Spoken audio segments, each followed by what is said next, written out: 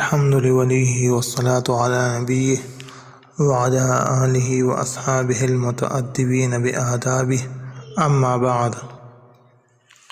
معزز سامعین کرام، خاص مقاصد کے لیے خاص اسماء پڑھنا کچھ برا نہیں، لیکن کام کی بات یہ ہے کہ پہلے ان اسماء الحسنہ کو اختیار کیا جائے جو نفس کی اصلاح، مخلوق سے بے نیازی اور محبت الہی کی خصوصی خواص رکھتے ہیں، پھر باقی اسماء کو پڑھایا جائے، اور اس بات کو ہرگز نہ بلایا جائے کہ یہ سارے اسماء اعلیٰ و ارفع ہیں، اس لیے ان تمام کے ورد سے غفلت نہ کیا جائے، بلکہ نثر یا نظم کی صورت میں تمام اسماء کے ورد کو معمول بنایا جائے۔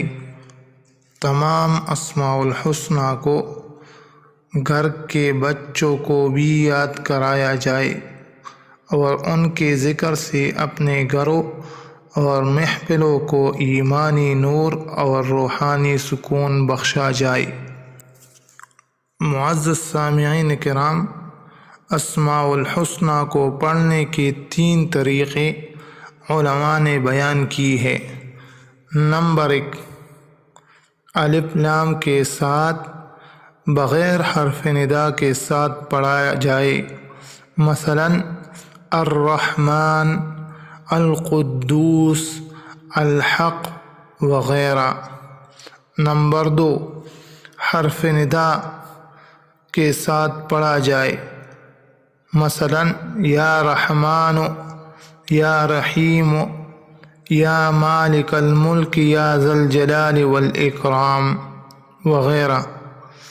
نمبر 3، ہر اسم کے ساتھ اسم ذات ملا کر پڑھا جائے، مثلا اللہ الرحمن، اللہ الصمد، اللہ القدوس، اور یہ طریقہ سب سے زیادہ مؤثر ہے۔